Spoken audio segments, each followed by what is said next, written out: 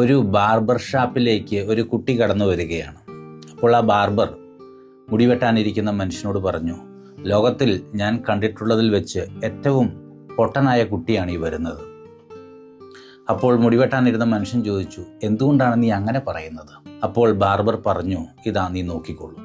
എന്നിട്ട് ബാർബർ തൻ്റെ മേശയുടെ ഡ്രോയിൽ നിന്ന് ഒരു കയ്യിൽ 5 രൂപയുടെ നാണയം എടുത്തു, മറ്റേ കയ്യിൽ 2 രൂപ, ഓരോ രൂപയുടെ 2 നാണയങ്ങൾ വെച്ചു.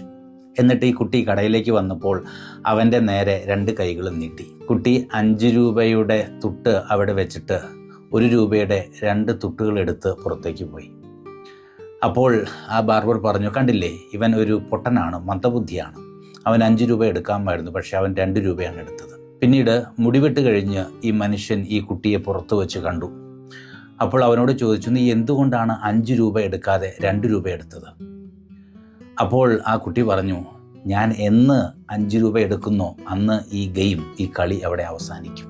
എന്നിട്ട് ആ കുട്ടി അവൻ 2 രൂപ കൊടുത്ത് മേടിച്ച ഐസ്ക്രീമും നുണഞ്ഞുകൊണ്ട് അവൻ്റെ വീട്ടിലേക്ക് പോയി. ഞാൻ വൈദികനായി ചാർജ് എടുത്ത് ഒരു പുതിയ ഇടവകയിലേക്ക് വന്നപ്പോൾ അവിടുത്തെ പാരിഷ് കൗൺസിലിൽ ഒരു അമ്മച്ചി ഉണ്ടായിരുന്നു. അതും ഇതൊക്കെ വിളിച്ചു പറയും. അപ്പോൾ എനിക്ക് ആദ്യത്തെ കുറച്ച് നാളുകളിൽ കുറച്ച് അസ്വസ്ഥതയായിരുന്നു. അങ്ങനെ ഇരിക്കും ഒരു ദിവസം ഈ അമ്മച്ചി എന്നെ അമ്മച്ചിയുടെ വീട്ടിലേക്ക് വിളിച്ചു. ഞാൻ അമ്മച്ചിയുടെ വീട്ടിൽ പോയപ്പോൾ ഞെട്ടിപ്പോയി. ഞാൻ വിചാരിച്ചു ഈ അമ്മച്ചിക്ക് വലിയ ബോധം വെളിവൊന്നും ഇല്ലാത്ത അമ്മച്ചിയാണെന്നാണ്. പക്ഷേ ആഴമായ വായനയുള്ള ഒരു അമ്മച്ചി, വളരെ നന്നായി പെയിൻറ് ചെയ്യുന്ന ഒരു അമ്മച്ചി. മാത്രമല്ല വീട്ടിൽ ഭക്ഷണം ഉണ്ടാക്കി ആരോരുമില്ലാത്ത 3 പേർക്ക് എല്ലാ ദിവസവും ഭക്ഷണം കൊടുക്കുന്ന ചേച്ചിയാണ്.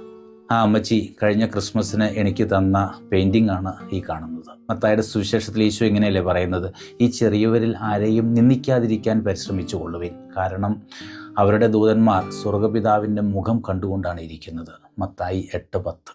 ഈ നോമ്പുകാലത്ത് മറ്റുള്ളവരെ മുൻവിധികൾ കൂടാതെ സ്നേഹിക്കാനും പരിഗണിക്കാനും അംഗീകരിക്കാനും നമുക്ക് പരിശ്രമിക്കാം.